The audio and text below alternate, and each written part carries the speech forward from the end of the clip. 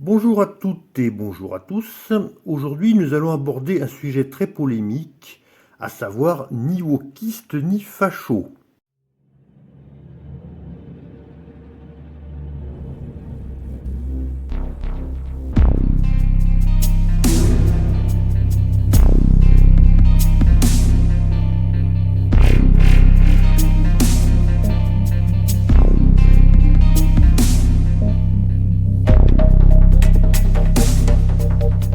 À ceux qui m'ont suivi autrefois, il y a quelques années maintenant, sachez que je reprendrai mes vidéos sur, ou plutôt contre, les religions. Ce sera peut-être en alternance avec la série Ni wokiste ni facho. Ni wokiste ni facho donc, ou l'art de se mettre tout le monde à dos, mais j'ai l'habitude et j'adore ça. De Blast à Frontières, en passant par plein d'autres, j'ai écouté un grand nombre de vidéos avant de faire celle-ci. J'ai aussi lu un grand nombre d'articles. Avant toute chose, je précise que non, je ne roule pas pour Macron, ni pour qui que ce soit. Je suis un électron libre, je sais qu'il est tellement plus doux de choisir son camp, de répéter bêtement ce qu'on a entendu et de crouler sous les likes. Ceci dit, il m'arrive aussi de reprendre des propos et d'être d'accord. Mon but n'est pas d'être original à tout prix, mais de m'exprimer librement. Ça plaira parfois et ça déplaira d'autres fois. Ce sont les joies du peu de démocratie qui nous reste encore. Mais c'est quoi un wokiste, me demande-t-on à gauche? N'est-ce pas là un fantasme de la fachosphère? Mais c'est quoi un facho, me demande-t-on à droite? N'est-ce pas là un fantasme wokiste? Le fameux viril et péremptoire, ça n'existe pas. Sous-entendu, seuls les gros naïfs et les super malhonnêtes osent prononcer ce terme. Dans tous les cas, ça ne mérite aucune discussion. Forcément, puisque ça n'existe pas. Ces deux termes, je l'avoue, sont péjoratifs, et c'est volontaire de ma part. Il est vrai qu'on peut les utiliser pour discréditer à moindre frais. Tu dénonces le harcèlement sexuel dans le cinéma? Espèce de sale wokiste! Comment ça, l'insécurité dans les banlieues? Tu fais le jeu de l'extrême droite. Et donc, c'est quoi un wokiste et un facho? On y vient. Le terme wokiste vient de l'anglais woke, qui signifie éveillé, notamment aux injustices raciales subies par les Afro-Américains. En français, on dit aussi conscientisé. Cet éveil, cette conscientisation ne se limite pas au racisme, mais s'étend au sexisme, à l'homophobie et à d'autres luttes. Qu'y a-t-il de mal à être conscient des injustices?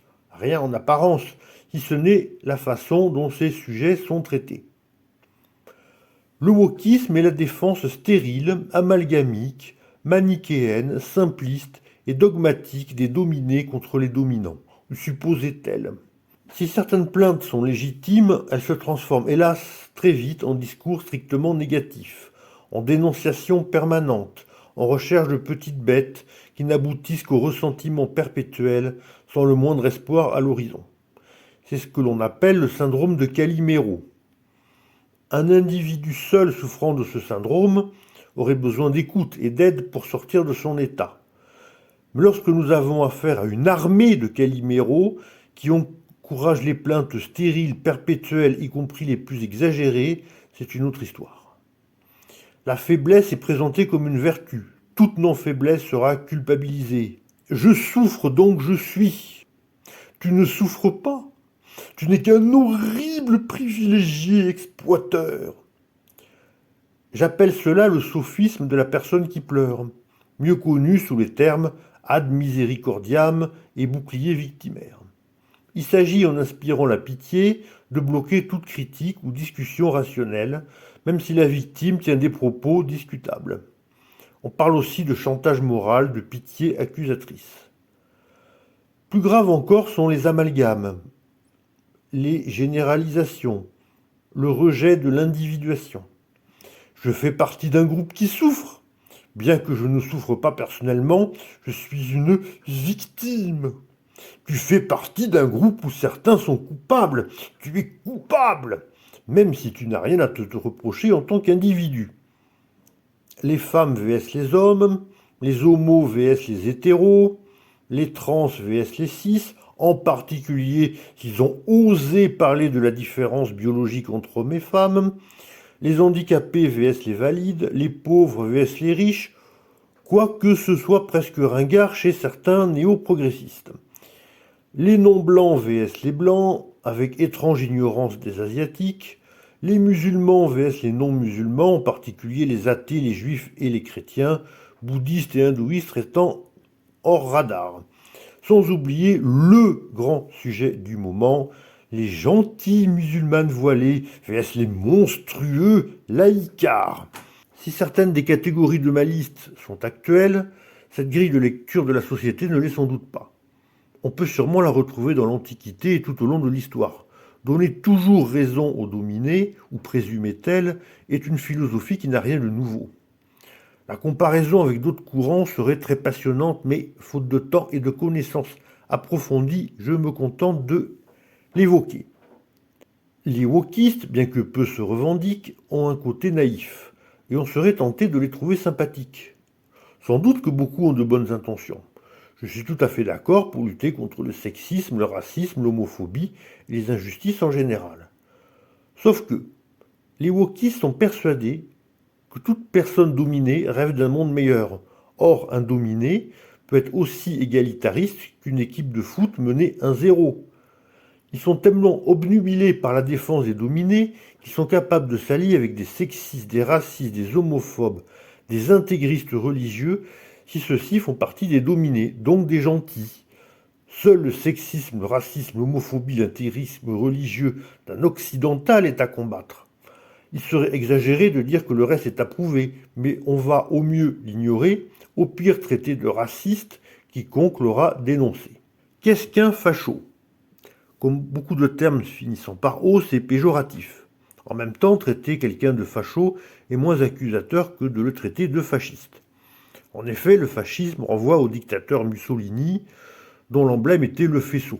Je ne vais pas m'étendre ici sur l'étymologie, ni sur l'histoire très passionnante de cette période. Parfois suivi d'un adjectif de couleur, le fascisme désigne d'autres types de dictatures, comme par exemple le fascisme rouge. Par facho, on entend des politiques d'extrême droite. L'adjectif extrême mériterait tout un débat, le mot droite aussi. Et on pourrait se demander si l'ultracapitalisme n'est pas une forme d'extrême droite. J'aurais tendance à dire que oui, mais pas facho, pas en soi, malgré des points communs et des alliances possibles. Grosso modo, le facho défend l'ordre établi. Il est nationaliste, identitaire, parfois raciste, la plupart du temps attaché à la religion, à des valeurs souvent anciennes. Opposé au progressisme, terme à définir, je sais, quitte à prôner des retours en arrière, plutôt hostile aux féministes et aux minorités sexuelles ou religieuses. Populiste, encore un terme à définir, pas toujours ami avec la démocratie qui mérite une vidéo à part entière, même plusieurs vidéos, a souvent le culte du chef et défend une justice autoritariste. Le problème, c'est que ça peut concerner un grand nombre de sensibilités, de politiques, d'idéologies, et surtout de nuances. Si certains sont plus ou moins adaptés à la société moderne et à certaines idées progressistes, notamment sur les femmes, les homosexuels et sur le non-racisme, d'autres sont de purs réacs. Depuis quand existent les idées fascistes ? Je serais presque tenté de dire depuis toujours. Quitte à me faire beaucoup d'ennemis, je dirais que les animaux sont fascistes, que la nature est fasciste. Par la suite, les sociétés humaines ont été fascistes. Le féodalisme, c'est une forme de fascisme. Ce qui est récent, c'est l'idéologie qui s'oppose au progressisme ou au libéralisme au sens philosophique du terme. Les wokistes et les fachos ont-ils des points communs ? Oui, beaucoup. Attention que ce qui va suivre ne concerne pas que les wokistes et les fachos, mais eux particulièrement. Et si je caricature parfois, c'est par humour. Point commun numéro 1, la victimisation. Avec la victimisation, la victime n'est pas plainte en tant que telle, mais en tant qu'instrument. Si cette victime est une personne neutre, on s'intéressera exclusivement à son agresseur. Dis-moi qui t'a fait du mal, je te dirai si tu mérites ou pas ma compassion. La victime peut être membre d'un groupe à défendre. groupe qui va demander ou pour lequel on va demander davantage de droits. On aime les faits divers, qu'on n'hésite pas à politiser. La malhonnêteté intellectuelle ne permet pas toujours de procéder à des distinctions pourtant essentielles. Une agression médiatisée telle le sommet d'un iceberg, donc un phénomène courant laissé la plupart du temps dans l'ombre, ou, à l'autre bout du spectre, un cas rarissime que l'on va généraliser. La victimisation, enfin, concerne les militants de la cause. Nous disons la vérité, cette vérité dérange, on veut nous faire taire. On crie à la persécution ou à l'inverse à l'ignorance forcément volontaire des médias, entre autres. Point commun numéro 2, les théories du complot.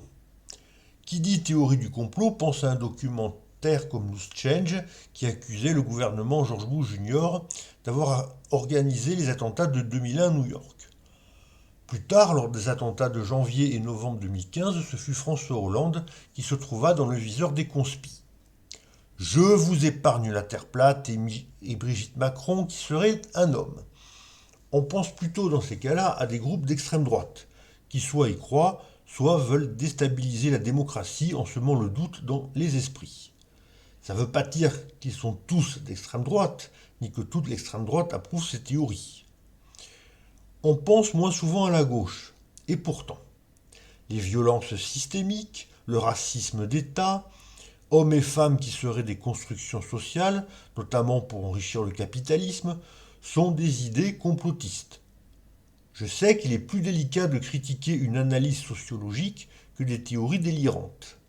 Mais il y a à chaque fois des généralisations et surtout un biais d'intentionnalité. Point commun numéro 3, l'indignisme. C'est à distinguer de l'indignation. Moi aussi, il m'arrive de m'indigner, et même d'y prendre du plaisir, je ne suis qu'un humain. Encore une fois, il s'agit d'un problème délicat. L'esprit critique, la dénonciation d'escroqueries, de scandales ne sont pas à reprocher en théorie. Sauf qu'on utilise trop souvent l'indignation comme une arme politique qui va tuer tout débat, toute contradiction. Je le répète, il n'y a pas que les wokistes et les fachos qui agissent ainsi, mais eux en font un sport national. On joue d'abord sur l'émotion primaire, la peur, puis sur la colère qui donne un sentiment de supériorité. On n'hésite pas à sombrer dans l'ad personam, l'esprit critique à sens unique, l'humour agressif et ciblé. Regardez comme nos adversaires sont idiots, dangereux et malhonnêtes, preuve irréfutable que nous avons raison. On fait de la cueillette de cerises. Vous allez me dire que tout le monde le fait plus ou moins. C'est normal car il est impossible d'être exhaustif. Mais chez certains, la cueillette de cerises est caricaturale. Sans oublier la cueillette de cerises imaginaire. Après tout, mieux vaut un mensonge qui rapporte qu'une vérité qui déçoit.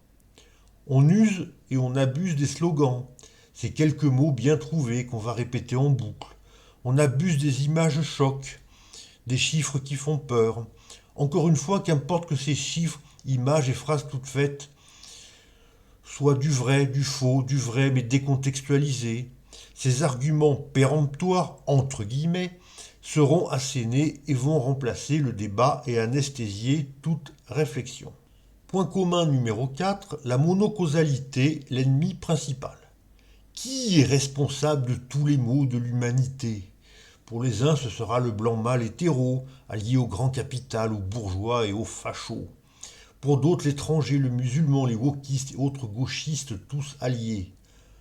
Dans les deux cas, on peut y ajouter le dirigeant actuel, que je n'aime pas, je précise, l'Union européenne ou autre organisation internationale que je critique, et les médias mainstream, pas toujours géniaux, il est vrai, alliés eux aussi de l'ennemi principal avec parfois une théorie du complot. Point commun numéro 5, le paradis perdu. Autrefois, le monde était merveilleux. Les humains ignoraient le sexisme, le racisme, l'homophobie, les guerres, l'esclavage, et ils respectaient l'environnement. Autrefois, notre pays était libre, fort, puissant et respecté, tout comme étaient respectées les valeurs et l'ordre. Jusqu'au jour où le méchant serpent est arrivé, l'ennemi principal qui a fait du paradis un enfer. Il n'y a qu'à éliminer l'ennemi principal et tout redeviendra comme avant. À cette nostalgie du passé s'ajoutent des lendemains qui chantent, ou plutôt des surlendemains, car la route est longue. Et dans tous les cas, une détestation du présent. Point commun numéro 6, le rejet de l'individuation et de l'universalisme. On va nier l'individu et le réduire entre autres à son sexe et à son groupe ethnique. L'enfermer dans des catégories. L'individu n'est plus jugé sur ce qu'il dit ou fait en tant que personne unique, mais en fonction de ce qu'il est. On n'hésite pas à confondre l'individuation, fait que nous sommes tous différents, avec l'individualisme, terme polysémique que je n'ose plus employer car souvent synonyme d'égocentrisme et d'égoïsme. On n'hésite pas à confondre l'universalisme qui défend des droits égaux pour tous les êtres humains, comme dans la Déclaration universelle de ces droits, et l'uniformisation qui transformerait l'humanité en mouton robot. Pour les wokistes, l'universalisme serait le masque de l'impérialisme occidental pour effacer les cultures non européennes ou de la domination masculine pour mieux asseoir sa dictature. On prendra alors un pluralisme des normes, voire un relativisme culturel. Pour une certaine droite, il s'agira de dénoncer le cosmopolitisme et selon elle l'échec du multiculturalisme à l'intérieur d'un pays. On prendra alors le retour aux frontières dites naturelles. Point commun numéro 7, le rejet des élites. Concernant les élites financières, ce rejet est presque systématique du côté de la gauche. Pour une certaine droite, tout dépendra du riche, de sa nationalité et surtout de ses opinions politiques. Il y a le mauvais riche qui exploite le peuple en s'alliant avec l'étranger et le gentil riche qui exploite tout autant, y compris en faisant affaire avec l'étranger, mais qui a de bonnes idées bien ultra-conservatrices. Pour eux, c'est la méritocratie. On a aussi le gentil pauvre victime du système et le méchant pauvre qui l'a bien cherché. Les élites intellectuelles, les fameux intellos, sont en général mal vues à l'extrême droite, bien que cette dernière ait aussi dans son rang des écrivains parfois très cultivés. Mais il est sûr que les insulteurs des réseaux sociaux, avec 300 mots de vocabulaire et 5 fautes d'orthographe par phrase, doivent les haïr au plus haut point. Une certaine extrême droite peut surfer sur cette haine et affirmer, par exemple, que le réchauffement climatique est un mensonge des élites scientifiques corrompues par les élites politiques pour augmenter les taxes du gentil peuple. De leur côté, les wokistes sont souvent des essayistes, des étudiants ou des journalistes. On pourrait penser que ce rejet des élites intellectuelles est inexistant. Mais la défense des classes populaires et la lutte contre l'échec scolaire peuvent justifier un nivellement par le bas. Les classes populaires commettraient plus de biais cognitifs, donc mettre en garde contre ces biais serait un réflexe de méchants bourgeois. Les plus extrémistes parmi les wokistes, pas tous donc, vont même jusqu'à remettre en cause les avancées scientifiques. J'ai lu et entendu par exemple que la théorie de Copernic serait irrespectueuse pour les croyances des peuples opprimés ou une insulte à la diversité culturelle. Ajoutons enfin que la haine des élites intellectuelles touche aussi les capitalistes, le fameux temps de cerveau humain disponible si cher à Patrick Lelay, ancien directeur de TF1. La pauvre intelligence mitraillée de toutes parts et pour des raisons diverses. Point commun numéro 8, la politisation de ce qui pourrait ou devrait rester neutre. Je sais qu'il est difficile de rester neutre, moi-même je ne le suis pas. Néanmoins, quand j'entends dire que l'histoire devrait être davantage militante, je bondis. Il y a des études intéressantes sur le soutien du parti nazi par certains capitalistes ou sur la collaboration soutenue par certains à gauche. Ces recherches en elles-mêmes font avancer les connaissances. Sauf que c'est très vite pour nous balancer les méchants bourgeois pro-Hitler vs les gentils prolétaires qui étaient du bon côté, ou la méchante gauche vs la gentille droite. Quant à la sociologie, certes une science molle, on rejette les méthodes scientifiques les plus élémentaires. On conclut d'abord et on cherche ensuite des arguments qui permettent d'aboutir à cette conclusion. Quand on effectue des recherches, ce qui est loin d'être toujours le cas. Je n'ai rien contre les militants, ils ont leur place et sont parfois plus sensibles à des détails que des neutres auraient ignorés. De la même manière, dans une enquête criminelle, on a besoin d'avocats, mais ce n'est pas à eux que l'enquête doit être confiée initialement. L'idéologie ne doit pas remplacer la science. Nous avons enfin l'art. Contrairement à la science, l'art est rarement neutre. Le problème est qu'il peut servir de propagande ou, à l'inverse, être censuré ou victime d'appels au boycott quand il est accusé de servir des idées jugées délétères. Point commun numéro 9, l'insatisfaction permanente. Tant que la société n'est pas parfaite, il faudra se plaindre encore et dénoncer. Il n'y a pas d'agression isolée qui ne soit politique. Il n'y a pas non plus de petits problèmes. Tweets malheureux, blagues de mauvais goût et homicides sont amalgamés, symbole d'un monde complètement pourri. Et bien sûr, hors de question de se réjouir des avancées. Le doublement par 2, entre autres exemples, de l'espérance de vie en un siècle sur la planète. Ce serait applaudir le système. Attention toutefois au piège inverse, qui est la dictature du verre à moitié plein, qui veut faire taire tout esprit critique au nom de la pensée positive. Un verre à moitié plein et à moitié vide est un verre à moitié plein et à moitié vide. Non aux œillères. Point commun numéro 10, le refus du débat. Notre cause est tellement juste, juste dans le sens moral et juste dans le sens exact, qu'elle ne doit souffrir d'aucune contestation ou critique. Quiconque ose seulement poser une question est au mieux un imbécile à qui il faut tout expliquer et qui est prié de rentrer dans le rang une fois les explications terminées, au pire un salopard fini qu'on va censurer, canceller, pour employer un terme moderne, ou qu'on aimerait bien vaporiser en référence à la dystopie 1984. Certains fachos, pas tous, donc loin de là, sont plus malins.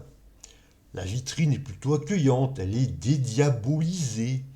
Et tout adversaire des wokistes est le bienvenu, du moins pour un temps et uniquement à l'entrée, parce qu'il ne vaut mieux pas aller visiter l'arrière-boutique.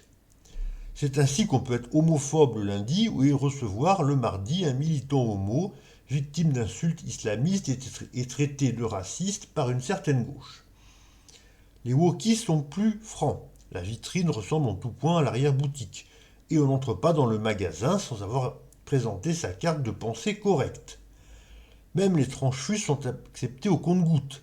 Gare à vous si vous avez tenu des propos inacceptables il y a 15 ans. Vous êtes fiché à vie. Refus du débat et refus de la nuance. Attention toutefois au piège inverse, que serait le nuancisme. J'entends par là le fait de toujours nuancer, voire de chercher un juste milieu, même lorsqu'une opinion tranchée aurait tout à fait sa place.